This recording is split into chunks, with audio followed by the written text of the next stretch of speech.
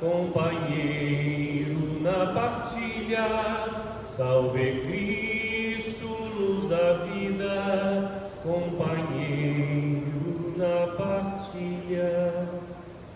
O Senhor esteja convosco. Ele está no meio de nós. Proclamação do Evangelho de Jesus Cristo, segundo Mateus. Glória a Deus. Naquele tempo, disse Jesus a seus discípulos: quando o Filho do Homem vier em sua glória, acompanhado de todos os anjos, então se assentará em seu trono glorioso.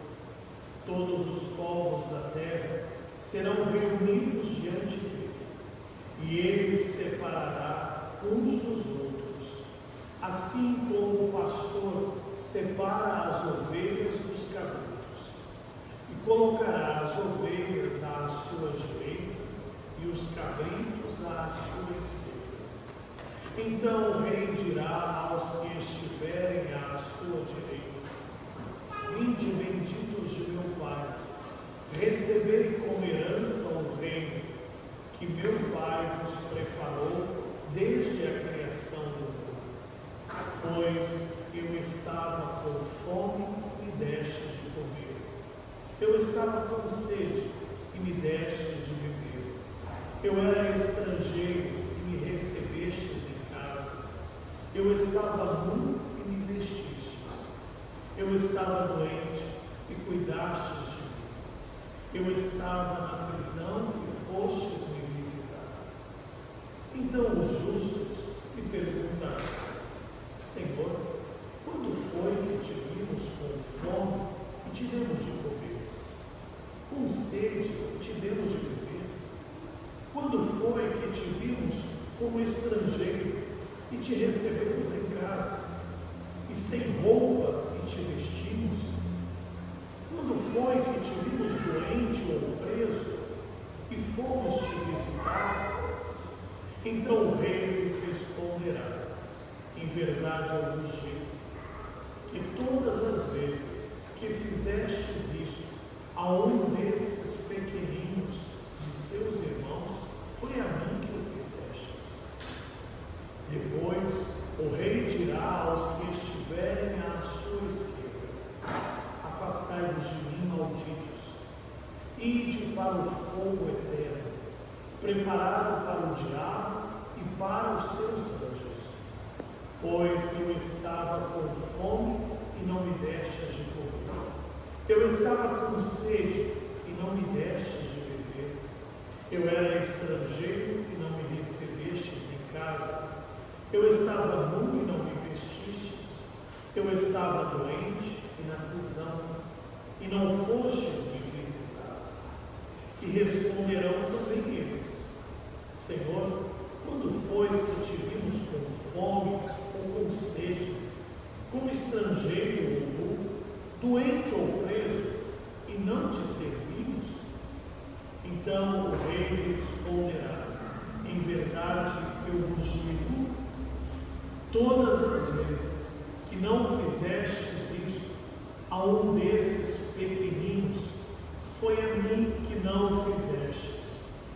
Portanto, estes irão para o castigo eterno, enquanto os justos para a vida eterna.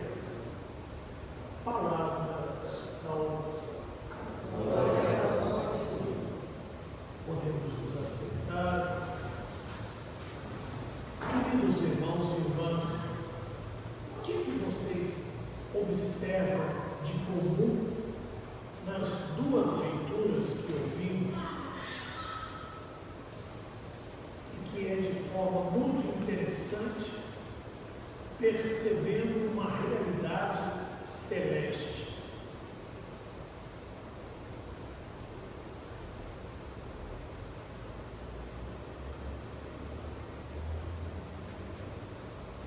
Vocês repararam que tanto na primeira leitura quanto no Evangelho, o julgamento consiste no nosso comportamento, no nosso relacionamento com as pessoas e de forma muito especial com a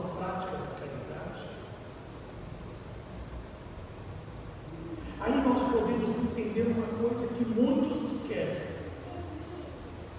Quando nós nos apresentarmos diante do Senhor, Ele não vai nos perguntar quantas missas você participou, quantas adorações você fez, quantas vezes você rezou o terço, quantas vezes você leu a Bíblia. Ele não vai perguntar nada disso. Ele vai perguntar: você amou de verdade e amou de forma muito especial os pequenos? Você verdadeiramente foi uma presença que faça diferença? Porque aí ele coloca situações de irmãos e irmãs que estão em privações, em situações difíceis, e às vezes a gente não olha, não ajuda. Aí você vai dizer assim: ué, Padre Jesus, então não adianta rezar, não adianta isso. Não, adianta e precisa, porque é fácil ajudar, é fácil ser solidário, é fácil estar nas realidades que a gente vê, até mesmo de caridade.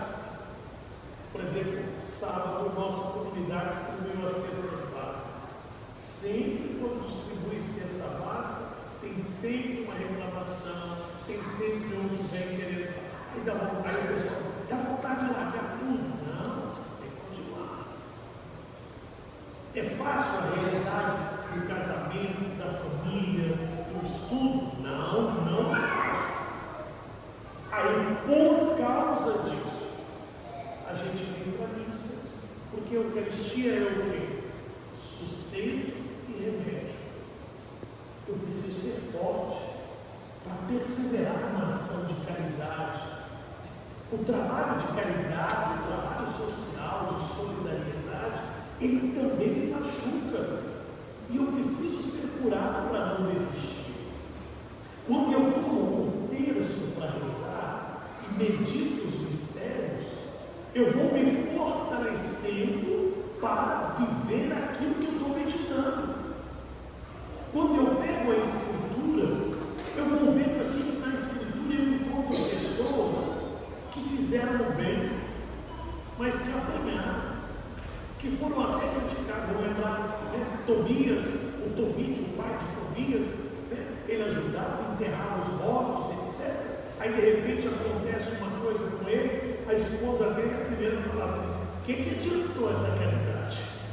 Olha o que você está passando, Jó. Aí eu falo: gente, então eu que estou aqui passando dificuldade para conseguir amar, para conseguir perdoar, eu não sou o único. Pessoas na história da salvação passaram pelas mesmas dificuldades, mas elas perseveraram.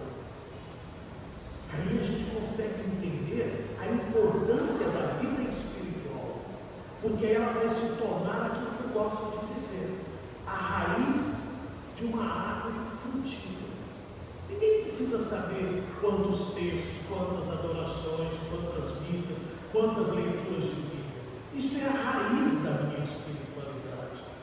As pessoas precisam ver o fruto dessa espiritualidade, que é justamente isso aqui. Ou seja, o Senhor vai nos perguntar: a sua vida espiritual produziu fruto? A sua vida espiritual te fez um ser humano melhor? Por isso que eu vos disse, não seremos questionados sobre quanto isso e aquilo, mas qual é o fruto que nós produzimos mediante a essa vivência espiritual. E às vezes a nossa vida espiritual, ela não é no sentido de adequação ao projeto de Deus, mas é o inverso. A gente tenta, com a vida espiritual, adequar Deus à nossa vida. Eu vou rezar para Ele fazer isso, eu vou adorar para Ele fazer isso, eu vou rezar para Ele fazer isso. E às vezes a gente esquece que a gente adora, reza para fazer o que Ele quer, o que Ele deseja, para adequar a nossa vida à vontade do nosso Deus. Que a nossa oração seja sempre para que eu consiga estar à disposição do Senhor, como a Virgem Maria, podendo dizer sempre: eis aqui o servo, eis aqui a serva do Senhor.